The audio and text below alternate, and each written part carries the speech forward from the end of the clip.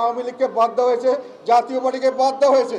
তারা এখন ইলেকশন করতে চাচ্ছেন। তারা এই ইলেকশন করতে গেলে কি হবে? ইলেকশন করতে গেলে এটা কোনো ইলেকশন হবে না। যে ইলেকশনের জন্য আমরা শেখ হাসিনাকে ফেসিবাদ বলি, যেই পতানো খেলার জন্য শেখ হাসিনার বিরুদ্ধে আমরা অবস্থান নিয়েছিলাম, এই সরকার একই কাজ করছেন এবং ওরা ঐক্য কমিশনের নামে অনৈক্য কমিশন তৈরি করেছেন। সেখানে তার দেশের অর্ধেক লোককে বাদ দিয়ে একটা ঐক্য করার চেষ্টা করছেন।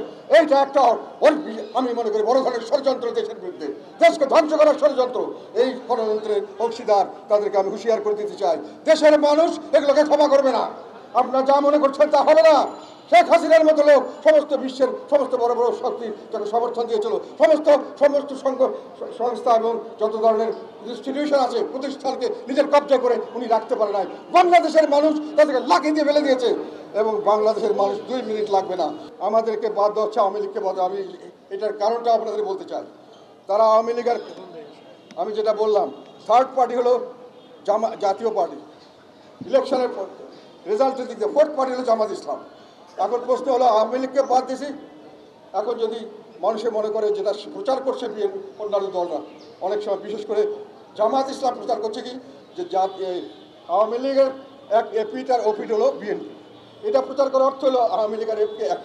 মানুষের প্রশ্ন হলো, তাহলে থার্ড যদি কেউ থাকে তাকে আমরা চয়েস করতে পারি কিনা? সেখানেই জামাতের কথা হলো থার্ড পার্টি হলো তারা। কিন্তু প্রশ্ন হলো, জাতীয় পার্টি থাকলে তো তারা থার্ড পার্টি হতে পারবে না, অল্টারনেটিভ হওয়ার তো তাদের কোনো সুযোগ নাই এখানে। সেই কারণে জাতীয় পার্টিকে বাদ দিতে হবে। তারা আওয়ামী লীগকে বাদ দিয়েছে, এইটার আমি কোনো অর্থ দেখি না। আওয়ামী লীগকে আপনি দল হিসেবে বাদ দিতে পারেন না। আপনি যদি আওয়ামী লীগকে বাদ দিতে চান তাহলে তার মামলা করে যেটা দোষী সাব্যস্ত করতে হবে দলকে।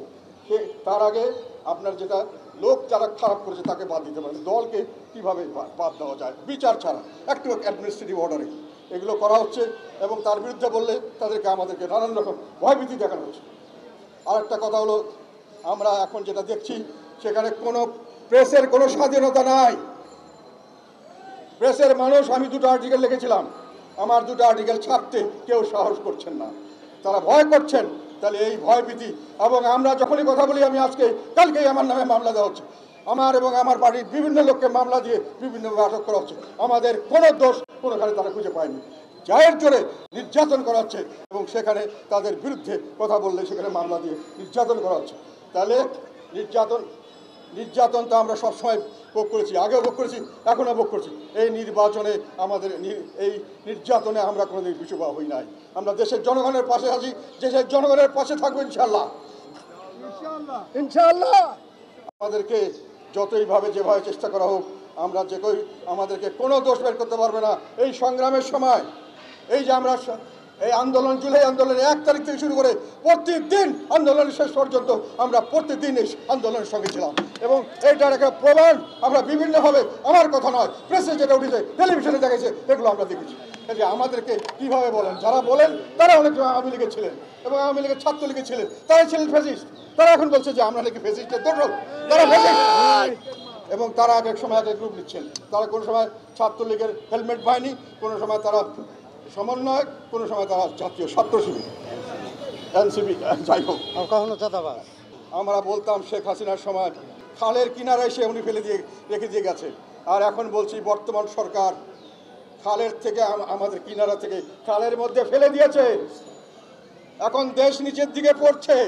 যত দিন দেরি হবে তত বড় ধরনের ক্ষতিগ্রস্ত হবে দেশ, তত বড় ধরনের পতনের কারণে কত ক্ষতিগ্রস্ত হবে।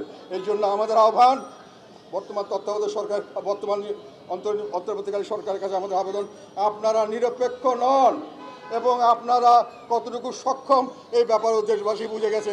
আপনাদের কোনো ভালো নির্বাচন দেওয়ার সক্ষমতাও নাই।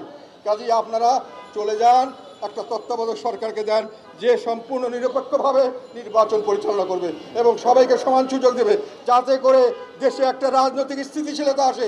রাজনৈতিক স্থিতিশীলতা আসলেই দেশে আবার বিনিয়োগ আসবে, আবার বিদেশি আমাদের বিভিন্ন ধরনের ফান্ড আসবে, মানুষের চলাচল করবে, স্বাভাবিকত্ব আসবে।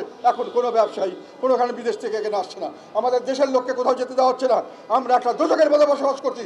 এর থেকে আমাদের উদ্ধার চাই এবং এই উদ্ধারের জন্য আমাদেরকে মাঠে নামতে হবে, দরকার হলে সামনের দিকে। আমরা পাতানো খেলার নির্বাচন আমরা হতে দেব না। নির্বাচন হলে নির্বাচন হতে হবে। এখন যত তাড়াতাড়ি সম্ভব বর্তমান সরকার পদত্যাগ করে একটি তত্ত্বাবধায়ক সরকারের ব্যবস্থা করা উচিত, এটি আমাদের দাবি।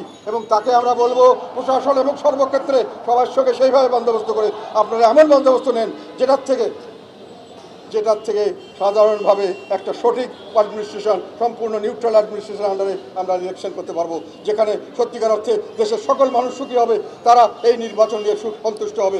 সকলে মিলে তখন আমরা দেশকে সামনের দিকে এগিয়ে নিয়ে যাবো, দেশকে এই ভয়াবহ অবস্থা থেকে উত্তরণ করবো, অশান্তির দেশ থেকে শান্তির দেশে চলে যাবো।